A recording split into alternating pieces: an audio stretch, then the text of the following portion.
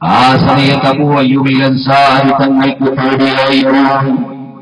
അബൂ അയ്യൂബിൽ അൻസാരി റളിയല്ലാഹു അൻഹു പറയുകയാണ്, ഞാൻ പേടിച്ച് വിറച്ചുകൊണ്ട് ഹബീബിന്റെ സന്നിധിയിലേക്ക് പോയി. ഹബീബിനോട് പോയി ഞാൻ പറഞ്ഞു, യാ റസൂലല്ലാഹ്, ഓ നബിയേ, ബിഅബീ അൻത വ ഉമ്മീ യാ റസൂലല്ലാഹ്, ഓ നബിയേ, റദത്ത അശാഅ, നബിയേ, തങ്ങൾക്ക് രാത്രി ഉണ്ടാക്കി തന്ന ഈ ഭക്ഷണം അങ്ങൊരൽപ്പം പോലും കഴിക്കാതെ ഞങ്ങൾക്ക് തിരിച്ചു തന്നിട്ടുണ്ടല്ലോ. വലം അറം ഫീഹി മൗലിയ യദിക യാ റസൂലല്ലാഹ്, അങ്ങയുടെ കൈവച്ച ഒരടയാളം പോലും ഞങ്ങൾക്ക് കാണുന്നില്ലല്ലോ. وكنت إذا رددته علينا تيممت أنا وأم أيوب مولى يبجيك نبتغي بذلك البركة. ഓ ഹബീബായ നബിയേ, തങ്ങൾ ഞങ്ങൾക്ക് ഭക്ഷണം തിരിച്ചു കൊടുത്ത് തിരിച്ചയച്ചാൽ അങ്ങയുടെ കൈ തണ്ടിയ ഭാഗം ഞങ്ങൾ എടുത്ത് കഴിക്കാറുണ്ട് നബിയേ. ബറക്കത്ത് കിട്ടാനാണ്. ആ ബറക്കത്ത് ഉദ്ദേശിച്ചുകൊണ്ട് തങ്ങൾ കൈവച്ച സ്ഥലം ഞങ്ങൾ കഴിക്കാറുണ്ട്. ഇന്ന് തങ്ങൾ കൈവച്ച അടയാളം കാണുന്നില്ലല്ലോ.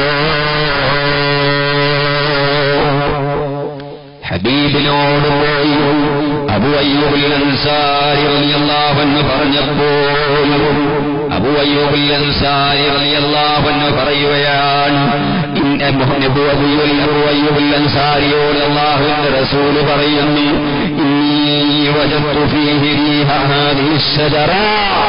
ഓ അബൂ അയ്യൂബ്, നിങ്ങൾ ഇന്ന് കൊടുത്തയച്ച ഭക്ഷണത്തിൽ എനിക്ക് ഉള്ളിയുടെ വാസനം കണ്ടു. അതുകൊണ്ട് തന്നെ വഅന റജുലുൻ മുനാജി, ഞാൻ മലക്കുകളുമായി സംഭാഷണം നടത്തുന്നവനാണ്. ആ ഉള്ളി ചേർത്ത ഭക്ഷണം ഞാൻ കഴിച്ചാൽ എന്റെ വായിൽ ഉള്ളിയുടെ വാസനയിൽ ചിലപ്പോൾ വരുമല്ലോ. മലക്കുകളുമായി സംഭാഷണം നടത്തുമ്പോൾ അത് മലക്കിന് ബുദ്ധിമുട്ടാകുമല്ലോ. അതുകൊണ്ടാണ് ഞാൻ ഭക്ഷണം തിരിച്ചയച്ചത്. നിങ്ങളാണെങ്കിൽ ആ നിലക്ക് മലക്കുകളോട് സംസാരിക്കേണ്ട ആവശ്യമില്ലാത്തവരാണല്ലോ. അതുകൊണ്ട് നിങ്ങളത് കഴിച്ചോളൂ, എനിക്കത് പറ്റൂല. അബൂ അയ്യൂബുൽ അൻസാരിയോട് അല്ലാഹുവിന്റെ റസൂൽ സ്വല്ലല്ലാഹു അലൈഹി വസല്ലമ തങ്ങൾ മറുപടി പറയുന്നു. ഇവിടെ എന്റെ പ്രിയപ്പെട്ട മുഅ്മിനീങ്ങൾ ഒരു കാര്യം മനസ്സിലാക്കണം. ബായിലേക്ക് ദുർഗന്ധങ്ങൾ ഉണ്ടാക്കുന്ന വസ്തുക്കൾ കഴിച്ച് പള്ളിയിലേക്ക് നിസ്കാരത്തിന് പോലും പാടില്ലെന്ന് അല്ലാഹുവിന്റെ റസൂൽ പഠിപ്പിച്ചിട്ടുണ്ട്. നിസ്കാരത്തിലേക്ക് ജമാഅത്തിന് പോകുമ്പോൾ ദുർഗന്ധമുണ്ടാക്കുന്ന വസ്തുക്കൾ കഴിച്ച് പോകരുത്. അതുകൊണ്ട് സുഹൃത്തുക്കളെ, പള്ളിയിൽ പോകുന്ന ജനങ്ങളെ ശ്രദ്ധിക്കണം. ബീഡിയും സിഗരറ്റും ഒക്കെ നിങ്ങൾ സേവിച്ചുകൊണ്ട്, ബീഡിയും സിഗരറ്റും വലിച്ചുകൊണ്ട് പള്ളിയിലേക്ക് പോകരുത്. ഭായിയിൽ നിങ്ങളുടെ ദുർഗന്ധങ്ങൾ മറ്റുള്ളവർക്ക് അത് സഹിക്കാൻ കഴിയില്ല. മറ്റുള്ളവർക്ക് ഇടങ്ങേറുണ്ടാക്കി കളയും. അതുകൊണ്ട് ബീഡി സേവിച്ചുകൊണ്ട്, ബീഡി വലിച്ചുകൊണ്ട്, സിഗരറ്റ് വലിച്ചുകൊണ്ട് നിങ്ങൾ പള്ളിയിൽ പോകരുത്. അല്ലാഹുവിന്റെ റസൂൽ അത് വിരോധിച്ചിട്ടുണ്ട്. ഇത് സാന്ദർഭികമായി ഞാൻ നിങ്ങളോട് ഓർമ്മപ്പെടുത്തുകയാണ്. ചുരുക്കി പറഞ്ഞാൽ നബി സല്ലല്ലാഹു അലൈഹി വസല്ലമ തങ്ങൾ അബൂ അയ്യൂബുൽ അൻസാരി റളിയല്ലാഹു അൻഹുവിന്റെ വീട്ടിൽ താമസിക്കുമ്പോൾ അതാ അബൂ അയ്യൂബുൽ അൻസാരി റളിയല്ലാഹു അൻഹു അവിടത്തേക്ക് ഭക്ഷണങ്ങൾ ഉണ്ടാക്കി കൊടുക്കുന്നു. ആ ഭക്ഷണം ഭക്ഷണത്തിൽ ഒഴിഞ്ഞ ഭാഗം ബർക്കത്തിന് വേണ്ടി അബൂ അയ്യൂബ് അൻസാരി റളിയല്ലാഹു അൻഹു ഉപയോഗിക്കുന്നു.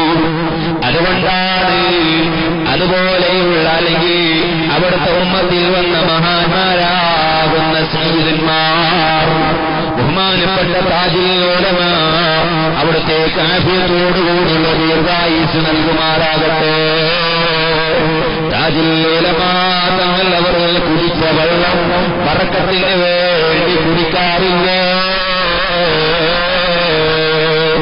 മഹാനായ കൂറത്തുറങ്ങൾ കഴിച്ച ഭക്ഷണം ബർക്കത്തിന് വേണ്ടി മറ്റുള്ളവർ കഴിക്കാറില്ലേ. ഇത് ഹബീബ് സല്ലല്ലാഹു അലൈഹി വസല്ലമ തങ്ങളുടെ സ്വഹാബത്ത് ലോകത്തിലേക്ക് മാതൃകയായി കാണിച്ചിരുന്നതാണ്. അത് ശരിക്കല്ല സുഹൃത്തേ, അത് വ്യക്തികൾ ആരാധിക്കലല്ല, വ്യക്തിപൂജകളല്ല. ഇസ്ലാം അനുവദിച്ചതാണ്, സ്വഹാബത്ത് ജീവിതത്തിൽ കാണിച്ചിരുന്നതാണ്. അതൊക്കെയും വ്യക്തിപൂജകളാണ് എങ്കിൽ സ്വഹാബത്ത് നബിയെ പൂജിക്കുകയെന്നാണോ? ആ പൂജയെ ഹബീബ് തങ്ങൾ സമ്മതിച്ചു എന്നാണോ? എന്താണ് നീ ഇവിടെ വിട്ടുകൊണ്ടുപോകുന്നത് പറയുമ്പോൾ ആലോചിച്ചുകൂടെ? നബി സല്ലല്ലാഹു അലൈഹി വസല്ലമ തങ്ങൾ ബർക്കത്തൊടുക്കുന്നത് കാണിച്ചു തന്നതാണ്, സ്വഹാബത്ത് ജീവിതത്തിൽ ചെയ്തു കാണിച്ചതാണ്. അതുകൊണ്ടാണ് അഹ്ലുസുന്നത്ത് വൽ ജമാഅത്തിന്റെ ആളുകൾ താജുൽ ഉലമയുടെ ബർക്കത്തൊടുക്കുകയാണ്, കൂറത്ത് തങ്ങളുടെ ബർക്കത്തൊടുക്കുകയാണ്. അതുപോലെയുള്ള മറ്റ് ആലിമീങ്ങൾ സ്വാലിഹീങ്ങളുടെ ബർക്കത്തൊടുക്കുകയാണ്. എത്ര സംഭവങ്ങളാണ് ആ വിഷയത്തിൽ ഉള്ളത്. ഞാൻ ഇപ്പോൾ അതിലേക്ക് വിശദമായി കടക്കുന്നില്ല.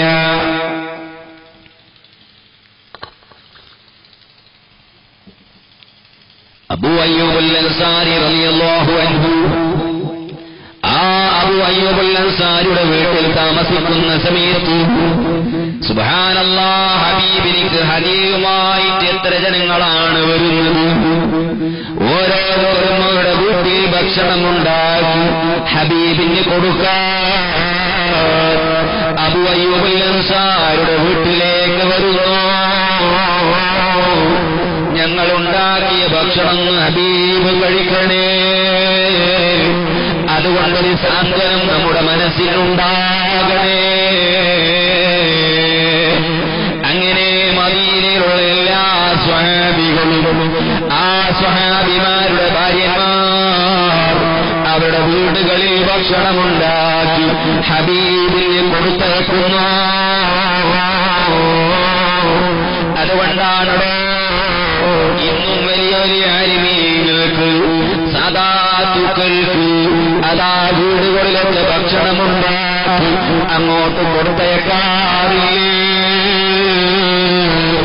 എല്ലാം സ്വഹാബത്ത് കാണിച്ചിരുന്നതാണ്. സ്വഹാബത്തിന്റെ മാതൃകയില്ലാത്ത ഓരോരുത്തരി സംഗതിയും ഇവിടുത്തെ സുന്നികൾ ചെയ്യാറില്ല. നിനക്കതിഷ്ടമില്ലെങ്കിൽ നീ മാറിയിരുന്നടോ, ശിർക്കാണെങ്കിൽ നീ ചെയ്തുകൊള്ളണമെന്നില്ല. നമുക്കറിയാം നിന്റെ ഹൃദയത്തിൽ ഈമാനില്ല, ഹൃദയത്തിൽ കാപട്യവുമായി ജീവിക്കുന്ന നിനക്ക് ഇതെങ്ങനെ ഉൾക്കൊള്ളാൻ കഴിയണം?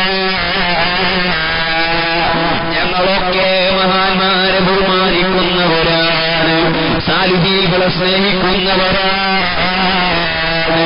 അവരെ ആദരിക്കുന്നവരാണ്, അവരെ ബർക്കത്തെടുക്കുന്നവരാണ്.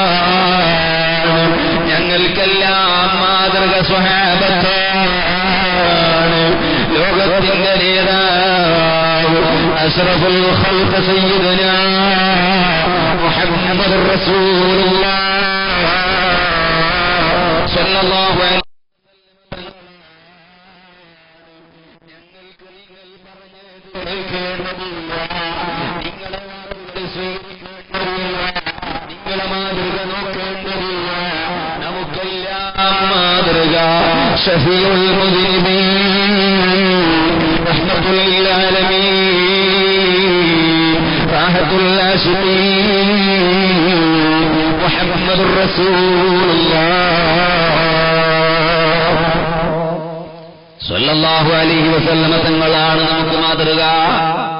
അതുകൊണ്ടാണ് ഞങ്ങൾ അതൊക്കെ ചെയ്യുന്നത്. ഇരിക്കട്ടെ സഹോദരന്മാരെ, അങ്ങനെ അബൂ അയ്യൂബ് അൻസാരി റളിയല്ലാഹു അൻഹുവിന്റെ വീട്ടിൽ 7 മാസത്തോളം ഹബീബ് സ്വല്ലല്ലാഹു അലൈഹി വസല്ലമ തങ്ങൾ താമസിക്കുകയാണ്. അല്ലാഹുവിന്റെ മുൻകൂട്ടിയുള്ള തീരുമാനപ്രകാരം തന്നെ 700 വർഷങ്ങൾക്ക് മുമ്പുണ്ടാക്കപ്പെട്ട അതേ തുബക രാജാവ് നിർമ്മിച്ചു കൊടുത്ത ആ വീട്ടിൽ നബി സല്ലല്ലാഹു അലൈഹി വസല്ലമ തങ്ങളതാ അവിടുന്ന് താമസിക്കുന്നു. 7 മാസത്തോളം താമസിക്കുകയാണ്. അങ്ങനെ അതിന് ശേഷം മറ്റു ചില സ്ഥലങ്ങളിൽ മാറി താമസിച്ചു. അതാണ് ഹബീബ് സല്ലല്ലാഹു അലൈഹി വസല്ലമ തങ്ങൾ മദീനയിലേക്ക് ഹിജ്റ പോയ സംഭവം. അതിന് ശേഷം ഒരുപാട് സംഭവങ്ങൾ അവിടെ ഉണ്ടായിട്ടുണ്ട്. ഒരുപാട് വിഷയങ്ങളുണ്ട്. അതൊക്കെയും വിശദമായി പറഞ്ഞാൽ ഈ ചുരുങ്ങിയ സമയം അതിനനുവദിക്കുകയില്ല.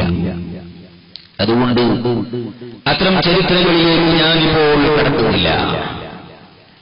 ഹബീബ് സല്ലല്ലാഹു അലൈഹി വസല്ലമ തങ്ങൾ അതാ മക്കയെ വിട്ടുകൊണ്ട് മദീനയിലേക്ക് കുടിയേറി താമസിച്ചപ്പോൾ ലോകത്തിന്റെ നേതാവ് മക്കയെ വിട്ടുകൊണ്ട് മദീനയിലേക്ക് മാറി താമസിക്കുമ്പോൾ മക്കക്കുണ്ടോ ഇത് സഹിക്കാൻ കഴിയുന്നു? 53 വർഷം മക്കയുടെ മുകളിൽ താമസിച്ചു. അതാ ആ മക്കയെ വിട്ടുകൊണ്ട് മദീനയിലേക്ക് പോകുമ്പോൾ മക്ക വല്ലാത്ത കരയുകയാണ്.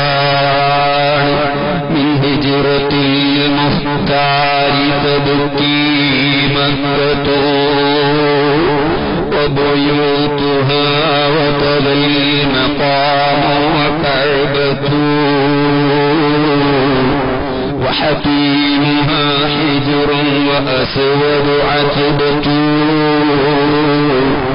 من لم يزر لم يلق ريح نسيما صلوا صلى عليك مسلما تسليما. അതാണൊരു മഹാൻ പാടുന്നത്. മിൻ ഹിജ്റത്തിൽ മുഖ്താരി തബ്കി മക്കത്തു. ആ മക്കയെ വിട്ടുകൊണ്ട് മദീനയിലേക്ക് ഹബീബ് സല്ലല്ലാഹു അലൈഹി വസല്ലമ തങ്ങൾ ഹിജ്റ പോയപ്പോൾ മക്ക അതാ കരഞ്ഞുപോയി. കാരണം ഹബീബിന്റെ വേർപാടാണ്. ഇനി മുതൽക്ക് ആ ഹബീബ് സ്ഥിരമായി ഇവിടെ താമസിക്കാനില്ലല്ലോ. അതുപോലെയുള്ള ഒരു കാലിൽ, ബഹുമാനമുള്ള കാലിൽ ഇനി മക്കയുടെ മുകളിലേക്ക് സ്പർശിക്കാനില്ലല്ലോ. ഇതുകൊണ്ട് തന്നെ മക്കയ്ക്കിത് സഹിക്കാൻ കഴിയുന്നില്ല. മക്ക കരയുകയാണ്. ഇത് പറയുമ്പോൾ ഉൾക്കൊള്ളാൻ പറ്റാത്ത ഈമാനില്ലാത്ത ജനങ്ങളുണ്ടാകാം. മക്ക എങ്ങനെയാണ് കരയുന്നത്? അത് കരയാനൊരു മനുഷ്യനല്ലല്ലോ, ഒരു ജീവിയല്ലല്ലോ. എടോ, കരയണമെങ്കിൽ ജീവിയാകണമെന്നുണ്ടോ? മദീനത്തുൽ മുനവ്വറയിൽ നബി സല്ലല്ലാഹു അലൈഹി വസല്ലമ തങ്ങൾ വെള്ളിയാഴ്ചയും മറ്റു സമയങ്ങളിലൊക്കെ ഖുതുബ നിർവഹിച്ചിരുന്ന മിമ്പറുണ്ടായിരുന്നു. ആ പഴയ മിമ്പർ ഒഴിവാക്കി പുതിയ മിമ്പർ നിർമ്മിച്ചുകൊണ്ട് അതിന്റെ മുകളിൽ ഖുതുബ നിർവഹിക്കുമ്പോൾ അതാ പഴയ മിമ്പർ പൊട്ടിക്കരയുന്നു. ചെറിയ കുഞ്ഞു കരയുന്നത് പോലെ ആ പഴയ മിമ്പർ ഏങ്ങിയേ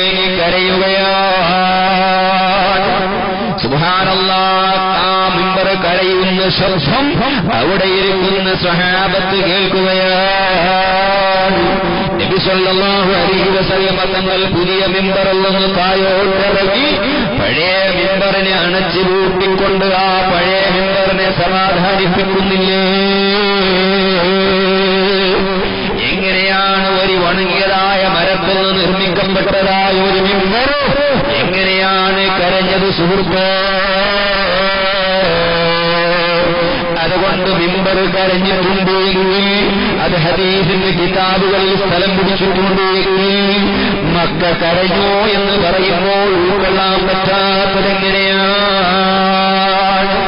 മിൻ ഹിജ്റത്തിൽ മുഖ്താരി തബ്കീ മക്കത്തു വബുയൂതുനാ വകദൽ മഖാമു വകഅബത്തു. മക്ക മാത്രമല്ല,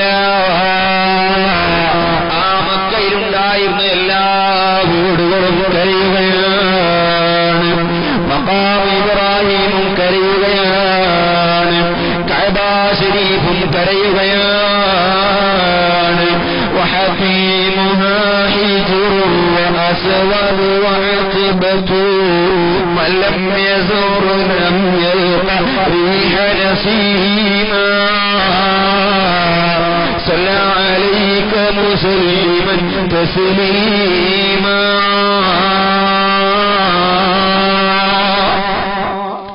ഹജറുൽ അസ്വദും കരയുകയാണ്. കഅബ ശരീഫിന്റെ ഉംറപ്പടിയും കരയുകയാണ്.